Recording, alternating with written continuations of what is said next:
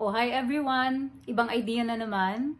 For another occasion, this time you can make this for the new year or other mga important occasions, birthdays. I like doing this. Medyo, ano kasi siya, it takes a little bit more ingredients than the normal. So, I would usually reserve this for pag may pupuntahang parties or other celebrations. So, carrot cake, low carb carrot cake, one of my favorites.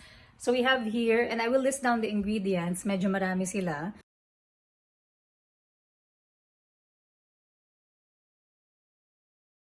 You have the salt, almond flour, and then meron siyang cinnamon and baking powder. And then meron tayong erythritol. So this is the particular brand that I use. I don't really endorse any brands, but just so if you're curious, yan yung ginagamit ko. So that's erythritol. I'm gonna mix that with butter.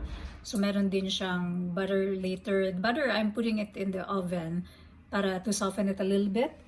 And then we also have these guys here. So merong cinnamon. So this is cinnamon powder, vanilla extract. So cinnamon powder is also here, and the eggs. So 4 eggs.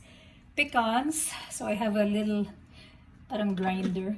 That's what I use to grind the pecans with.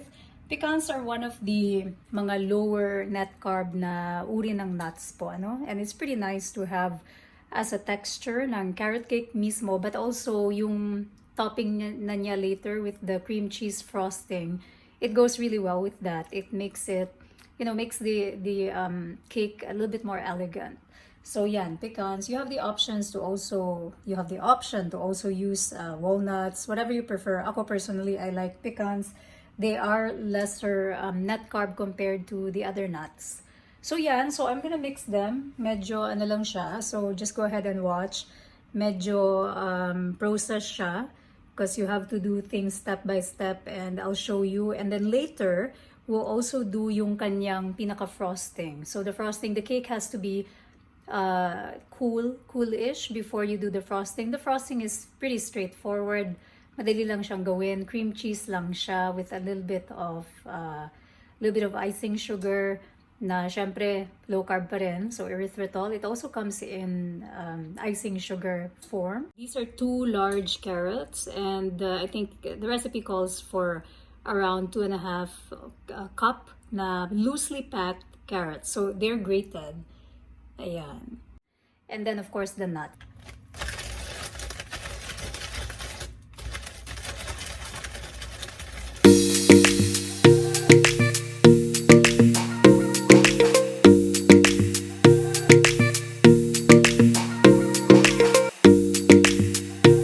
Now I have here the eggs. I've already cracked them. So add one by one. So paisa-isa lang while beating.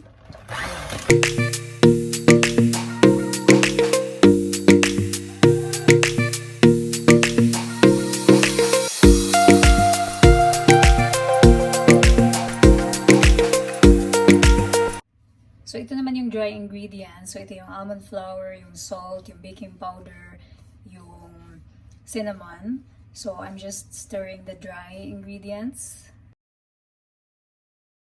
And later we'll add itong wet ingredient to the dry ingredients. I may have to transfer the bowl kasi maliit siya. So what I'll do is I'll add na ito. That's the beauty of having a spatula. So spatula is pretty good at scraping. Ayan, so I'm just gonna fold. So yung tinatawag na folding.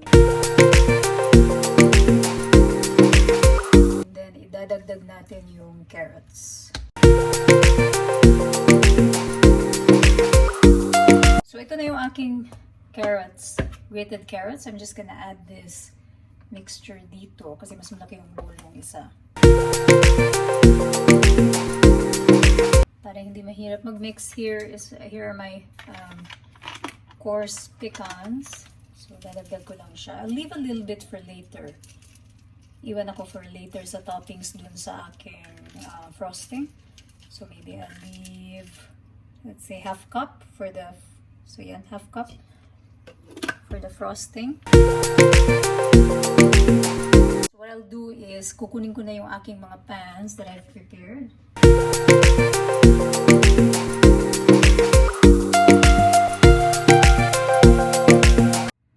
Alright, so I set my oven at 350.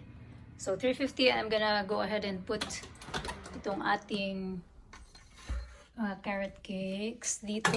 So there's one. Here's the other one. So ayan, doon na sila.